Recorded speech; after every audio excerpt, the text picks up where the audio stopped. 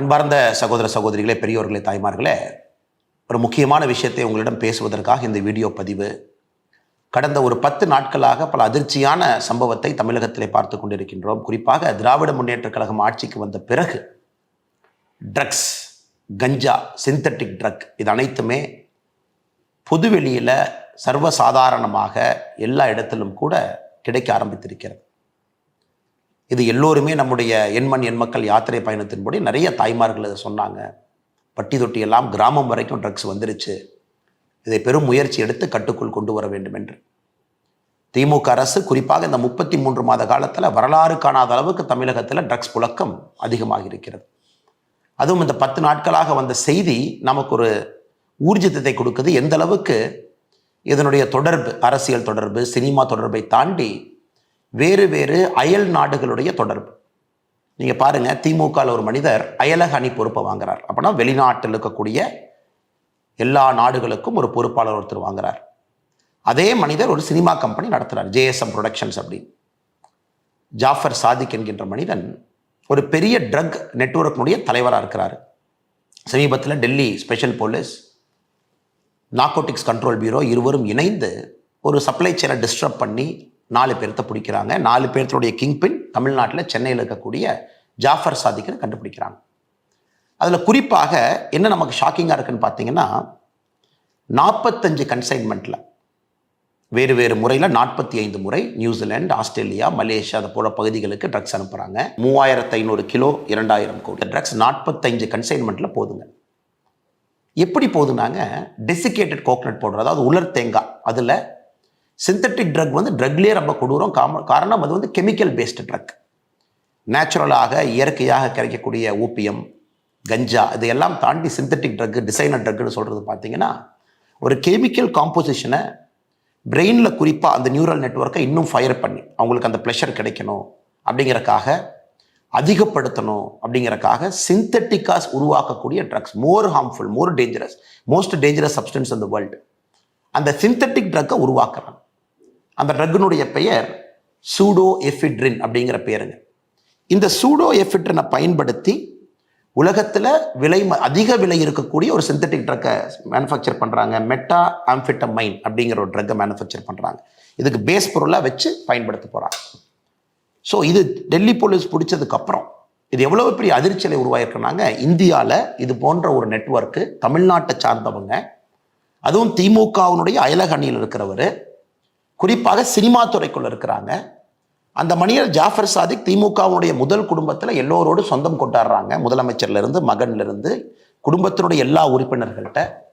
முதலமைச்சருடைய குடும்பத்தில் இருக்கக்கூடிய பெண்கள் இந்த JSM ப்ரொடக்ஷன்ஸ் இவருடைய நிறுவனத்தினுடைய பாடல் வெளியீட்டு விழாக்கு போகிறாங்க. இது வந்த உடனே உதயநிதி ஸ்டாலின் அவர் போட்டிருக்கிற ட்வீட்டெல்லாம் டெலீட் பண்ணுறாங்க. ஸோ எந்த அளவுக்கு பேனிக்காக திமுக இருக்குன்னு பாருங்கள் சார். அவருடைய சொந்த தம்பி விடுதலைகள் சிறுத்தைகள் கட்சியில் ஒரு பெரிய பொறுப்பில் இருக்காங்க. ஸோ கட்சி பொறுப்பை பயன்படுத்தி, அயலகணி என்கின்ற பொறுப்பை பயன்படுத்தி அதன் மூலமாக வெளிநாட்டுக்கு 45 கன்சைன்மெண்ட், 3500 கிலோ, 2000 கோடி அனுப்பியிருக்கிறாங்க. இதை நாம் புரிஞ்சுக்கணுங்க. First network. இரண்டாவது பாருங்க, நேற்று குஜராத்திலிருந்து 60 கிலோமீட்டர் தூரத்தில், போர்பந்தர் கோஸ்ட்லேருந்து 60 கிலோமீட்டரில் ஈரான் சப்பர் போர்ட்லேருந்து வரக்கூடிய ஒரு ஃபாரின் வெசலை பிடிக்கிறாங்க. அதில் 4 பேர்த்து பிடிக்கிறாங்க. 4 பேரும் பாகிஸ்தானுக்கு லிங்க். அதில் வரக்கூடிய ட்ரக்கை நீங்கள் பாருங்கள். குறிப்பாக 3110 kilo hashish, 158 kilo meta amphetamine. நாம் பேசணுங்க. அதாவது இந்த சூடோ எஃபிட்ரைனை பயன்படுத்தி சிந்தட்டிக் ட்ரக்லேயே விலை அதிகமாக இருக்கக்கூடிய மெட்டா ஆம்ஃபெட்டமைன் இங்கேயும் கிடைக்கிது. 158 கிலோ. Heroin 24 kilo. இதனுடைய மதிப்பு மொத்தமாக பார்த்தீங்கன்னா, இது மொத்தமாக 3300 கிலோ. இதனுடைய மதிப்பு பாருங்க, இது பல ஆயிரம் கோடி, 1200 கோடி ரூபாய்க்கு கிட்டத்தட்ட இதுக்கான மதிப்பு. இதை பிடிக்கிறாங்க. எங்கே கொண்டு போகிறீங்கன்னா, அதை பிடிப்பட்டவர் சொல்கிறாங்க இல்லைங்க, தமிழ்நாட்டிலேருந்து ஒரு படகு இந்த கன்சைன்மெண்ட்டை வாங்கிட்டு போனோம் ஹைசியில், அதற்காக கொண்டு வந்திருக்கின்றோம், அந்த படகுக்காக வெயிட் பண்ணும்போது நீங்கள் எங்களை பிடிச்சிட்டீங்க. ஸோ நீங்கள் பாருங்கள் எந்த அளவுக்கு இன்றைக்கி இந்தியாவுடைய ட்ரக் சப்ளை செயினில் நம்முடைய தமிழகம் இன்றைக்கி மையப்புள்ளியாக இருக்குது. அதுவும் தமிழகத்தில் இருக்கக்கூடிய சில நபர்கள் எவ்வளோ பெரிய கெட்ட பேரை நம்முடைய மாநிலத்துக்கு வாங்கி கொடுக்குறாங்க. அதையெல்லாம் தாண்டி நம்முடைய குழந்தைகளை, நம்முடைய சகோதர சகோதரிகளை இது போன்ற ட்ரக்ஸுக்கு அடிமையாக்கி கொண்டிருக்கின்றார். இதை நாம் உணர்ந்து கொள்ள வேண்டும். இது ஆர்ப்பாட்டம், போராட்டம் இதெல்லாம் ஒரு பக்கம் இருந்தாலும் கூட பாரதிய ஜனதா கட்சி தீர்வை விரும்புகின்றோம். எனக்கு ஆர்ப்பாட்டம் பண்ணி இவங்க என்ன செய்ய போகிறாங்க சார்? எத்தனை ஆர்ப்பாட்டம் பண்ணுறது? பாரதிய ஜனதா கட்சி செய்யாத ஆர்ப்பாட்டங்கள் கிடையாது, செய்யாத போராட்டங்கள் கிடையாது. பட்டி தொட்டி எல்லாம் மக்கள்கிட்ட சொல்லியாச்சு. இன்னைக்கு இதை நாம கையில் எடுக்க வேண்டிய கட்டாயம் வந்து விட்டது என்று நாங்கள் நினைக்கின்றோம். அரசு செயலிழந்து நிற்கிறது. அரசில் இருக்கக்கூடிய நபர்களுக்கு இவர்கள் நண்பர்களாக இருக்கின்றார்கள்.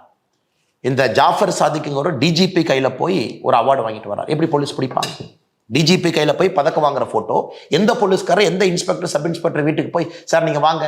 இன்னைக்கு பாருங்க என்சிபி நார்கோட்டிக்ஸ் கண்ட்ரோல் பியூரோ இந்த ஜாஃபர் சாதிக் தலைமறைவாக இருக்கக்கூடிய ஜாஃபர் சாதிக் உட்பட எல்லா பகுதியிலையும் ரைடு நடக்குது.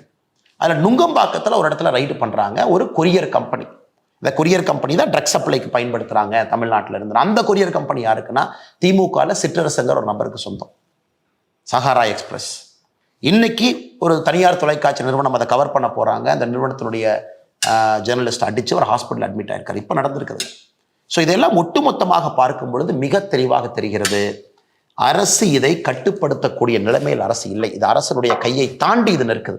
ஒரு பெரிய பூதமாக ஆக்டோபஸாக வளர்ந்து நிற்குது. Multinational connections, Australia, New Zealand, Malaysia, India முழுவதும் கொரியர் கம்பெனி, திமுகவுடைய அயலக அணி, அது ஒரு பொறுப்பாளர், சினிமா ப்ரொடக்ஷன் கம்பெனி, அதில் வந்து திமுகவுடைய முதல் குடும்பத்தினுடைய சம்பந்தம். உதயநிதி ஸ்டாலின் ட்வீட்டை டெலிட் பண்ணுறாங்க. ஸோ எப்படி இவங்களால நீங்கள் கண்ட்ரோல் பண்ண முடியும்னு நினைக்கிறீங்க? சத்த most dangerous money is drugs money. ஆப்கானிஸ்தானில் இருக்கக்கூடிய வார் பார்த்தீங்கன்னா ஹெரோயின் மணி ஃபியூல் பண்ணுச்சு. அதே போல் இந்தியாவில் உலகத்தில் இருக்கக்கூடிய முக்கியமான ஹாட்ஸ்பாட்ஸ் எல்லாமே இந்த ஓபிஎம் கல்டிவேஷன், ட்ரக் ஸ்மக்லிங், இதுலேருந்து வரக்கூடிய பணம் அடுத்து ஆர்ம்ஸ் டிராஃபிக்கிங் போகும். அதை வைத்து இன்சர்ஜென்ஸ் குரூப் சண்டை போடுவாங்க. ஸோ உலகம் முழுவதும் நீங்கள் பேட்டர்ன் பார்த்தீங்கன்னா இந்த ட்ரக்கிலிருந்து வரக்கூடிய ஈஸி மணி தான் உலகத்தையே கெடுத்து கொண்டிருக்கிறது. ஒரு இன்சர்ஜென்ட் குரூப் ஃபைட்டிங்லேருந்து ஆர்ம்ஸ் ஸ்மக்லிங்லேருந்து 2 நாடுகளுக்கான சண்டை இன்னைக்கு தமிழ்நாடு அளவில் அது வந்திருப்பதை ஏற்றுக்கொள்ள முடியாது. சினிமாக்குள்ள பாருங்க, பிளாக் மணியை ஒயிட் மணி ஆக்கிறதுக்கு சினிமா ஒரு துறை. ட்ரக்ஸ்லேருந்து வரக்கூடிய பணத்தை சினிமாவில் போடுங்க, வெளியே எடுங்க, முதல் குடும்பத்தோடு சம்பந்தம் வச்சுக்கங்க, எந்த பிரச்சனையும் இல்லாமல் படத்தை ரிலீஸ் பண்ணுங்க, யாரும் வந்து உங்களுக்கு தொந்தரவு கொடுக்க போகிறதில்ல. பெரிய பெரிய இயக்குநர்கள் ஃப்ரெண்ட்ஸாக வச்சுக்கங்க, ப்ரெஸ் மீட் அவங்களோட வச்சு பண்ணுங்க, அப்புறம் போலீஸை கூட வச்சுக்கங்க, போய் டிஜிபிட்ட அவார்டு வாங்குங்க, அப்புறம் முதலமைச்சர்கிட்ட ஃபோட்டோ எடுத்துக்கங்க. ஸோ எப்படி பிளான் பண்ணி நெட்வொர்க் இருக்கு பாருங்க. ஆனால் சகோதர சகோதரிகளே, இதற்கு ஒரே தீர்வு, ஒரு பக்கம் நான் அரசியலாக பாரதிய ஜனதா கட்சி தான் என்று சொன்னாலும் மோடி ஐயா இருக்கிறாங்க, என்சிபி ஸ்ட்ராங் பண்ணியிருக்கிறோம். இன்னைக்கு பிடிச்சது எல்லாமே மத்திய அரசு, பிடிச்சது எல்லாமே மத்திய அரசுடைய நிறுவனங்கள், நார்கோட்டிக்ஸ் கண்ட்ரோல் பியூரோலேருந்து ஹைசியில் பிடிக்கிறாங்க, ஈரான்லேருந்து வர்றதெல்லாம்.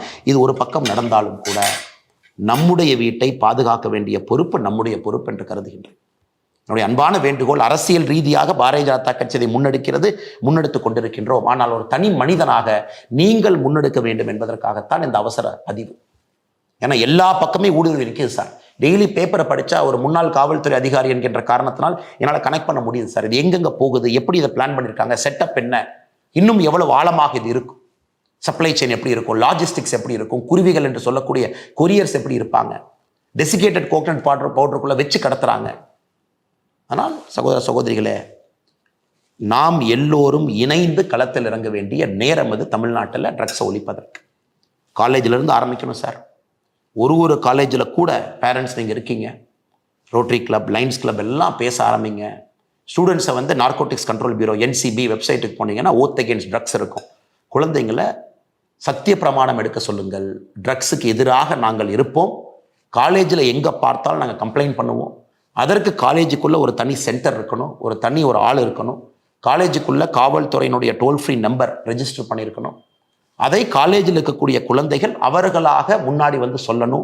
அதற்கான கான்ஃபிடன்ஸ் அந்த குழந்தைகளுக்கு நம்ம கொடுக்கணும். அது கம்ப்ளைண்ட் பாக்ஸாக இருக்கலாம், அனானிமஸாக கம்ப்ளைண்ட் உள்ள ட்ராப் பண்ணலாம். காலேஜுக்கு பக்கத்தில் இருக்கக்கூடிய பெட்டி கடைகள், காலேஜ்லேருந்து 1 கிலோமீட்டர் 5 கிலோமீட்டருக்குள்ள இருக்கக்கூடிய முக்கியமான பெட்டி கடைகள், அங்கே தான் அதிகமாக அது பார்த்தீங்கன்னா வெளியே வரும், சைடில் போகும், சின்ன சின்ன கடைகள் இருக்கும். அதை காவல்துறை கண்காணிப்பார்கள் என்று நம்புகின்றோம். ஆனால் மாநில அரசு செயலிழந்து நிற்குது. அதையெல்லாம் வாட்ச் பண்ணணும். காலேஜுக்குள்ளே யாராவது ஒரு குழந்தைகள் 4 ஆண்டு 5 ஆண்டு அதிகமாக படிக்கிறாங்க. ஒரு குழந்தை பார்த்தீங்கன்னா, நான் இதற்கு முன்பு காவல்துறை அதிகாரியாக இருக்கும்பொழுது ஒரு தனியார் கல்லூரியில் பார்த்தேன். 7 வருஷம் 8 வருஷம் 9 வருஷம் ஏன் அதிகமாக படிக்கிறாங்கன்னு பார்த்தீங்கன்னா, காலேஜுக்குள்ளே அந்த குழந்தைகள் ட்ரக்ஸ் செல்லராக இருக்கிறாங்க. நிறைய நடவடிக்கை எடுக்க வேண்டியிருந்ததுங்க என்னுடைய பழைய பரிமாணம் காவல்துறை அதிகாரியாக. ஸோ காலேஜுக்குள்ளே ஒருத்தவங்க ரொம்ப நாள் இருக்காங்க, ரொம்ப எக்ஸ்டெண்டடாக படிக்கிறாங்க, அரியர் நிறையா வச்சுருக்காங்க, இருந்தும் 3-4 வருஷத்துக்கான அவங்கள கண்காணிக்கணும். காலேஜுக்குள்ளே வரக்கூடிய சப்ளை செயின்ஸ், உள்ளே வரக்கூடிய கேன்டீனுக்கு வரக்கூடியவர்கள் யார், என்ன, காலேஜுக்கு வெளியே யார் நிற்கிறாங்க. ஸோ காலேஜே இப்போ ஸ்பெஷல் ஸ்குவாட் போகணும். அடுத்து ரோட்டரி, லைன்ஸ், இது போன்ற இன்டர்நேஷ்னல் அமைப்புகள் நீங்கள் ட்ரக் அவேர்னஸை ஒரு இஷ்யூவாக கையில் எடுக்கணும். அதை தாண்டி நம்முடைய பெற்றோர்கள், பொதுமக்கள் எல்லாம் பேரண்ட் டீச்சர் அசோசியேஷன் மீட்டிங்கில், காலேஜில் இதை பற்றி நம்ம பேசணும். இது எல்லாம் நாம் செய்ய ஆரம்பிக்கும் பொழுது மாநில அரசு செயலிழந்து நின்றாலும் கூட மக்களாக நாம் நம்முடைய தமிழகத்தை மீட்டெடுக்க முடியும் என்று முழுமையாக நம்புகின்றோம். தொடர்ந்து இது போன்ற செய்தி உங்களுக்கு சொல்றேன். ஏன்னா மீடியாவில் இந்த அளவுக்கு வரலைங்க சார். இதனுடைய ரிப்பர்கஷன் என்ன, பரிமாணம் என்ன, எப்படி மூவி ப்ரொடக்ஷன் ஒரு பக்கம், எப்படி அயலகணி ஒரு பக்கம், எப்படி அயல்நாட்டுக்கு கடத்துறாங்க, எந்த நெட்வொர்க் இருக்கு. நேற்று பார்த்தீங்கன்னா போர்பந்தர் பக்கத்தில் சீசா இருக்கக்கூடிய கிட்டத்தட்ட 3300 கிலோ 1200 கோடி ரூபாய் ஹெரோயின்லேருந்து பார்த்தீங்கன்னா மெட்டாஃபெட்டமைன்லேருந்து எல்லாம் இருக்கு. இப்போ சிந்தட்டிக் ட்ரக்ஸ் போயிடுச்சு சார். கஞ்சா அதெல்லாம் தாண்டி ஏதோ சின்ன சின்ன சரஸ் அந்த மாதிரி இருந்தது, அதை தாண்டி இன்னைக்கு சிந்தட்டிக் ட்ரக்ஸ்குள்ளே போயாச்சு. அது பார்த்தீங்கன்னா உங்கள் நியூரல் நெட்வொர்க்கை கம்ப்ளீட்டாக மாற்றி ஒரு ஜென்ரேஷனையும் அழிச்சிடும். வருங்கால தலைமுறையே இருக்காது என்கின்ற அளவுக்கு இந்த ட்ரக்ஸ் தமிழகத்திலே கொடூரமாக, இந்த உடுத்தா பஞ்சாப்லாம் படம் பார்த்துருக்குறோங்க. இன்னைக்கு தமிழகத்தில் அது நடப்பது ஏற்றுக்கொள்ள முடியாது. திமுக மௌனம் காட்பது சுத்தமாக ஏற்றுக்கொள்ள முடியாது. நார்கோட்டிக்ஸ் கண்ட்ரோல் பியூரோ அதிகாரிகள் தமிழகம் முழுவதும் சோதனை ஏற்றுக்கிட்டு இருக்கிறாங்க. பத்திரிகையாளர்களை திமுக அடிப்பதும் ஏற்றுக்கொள்ள முடியாது. அதனால் நாம் நம்முடைய தமிழகத்தை மீட்டெடுப்போம். வருகின்ற காலத்தில் பாரதிய ஜனதா கட்சி முழுமையாக உங்களோடு தமிழகம் முழுவதும் நாங்களும் களம் இறங்குகின்றோம். எங்களால் முடிந்த பணியை நாங்கள் செய்கிறோம். அரசியல் அதிகாரம் இல்லாமல் பட்டி தொட்டி எல்லாம் அவேர்னஸை உருவாக்குறோம். இந்த பிரச்சனைக்கு இன்னைக்கு தீர்வு என்னன்னாங்க ஐயா, நாம் அனைவரும் கலந்து ஒரு சொல்யூஷன் கொடுக்கணும். அரசியலாக நாங்கள் அதை எடுத்து செல்கின்றோம், மக்கள் மன்றத்தில் வைக்கின்றோம். அது ஒரு பக்கம். அரசியலை தாண்டி நாம் ஒன்றாக இணைந்து இந்த பிரச்சனைக்கான தீர்வை நாம் கண்டுபிடிக்க வேண்டிய நேரம். காரணம், அரசு செயலிழந்து நிற்கிறது. நிச்சயமாக நீங்கள் அனைவரும் நம்மோடு இணைந்து செய்வீர்கள் என்ற நம்பிக்கையோடு வணக்கம்.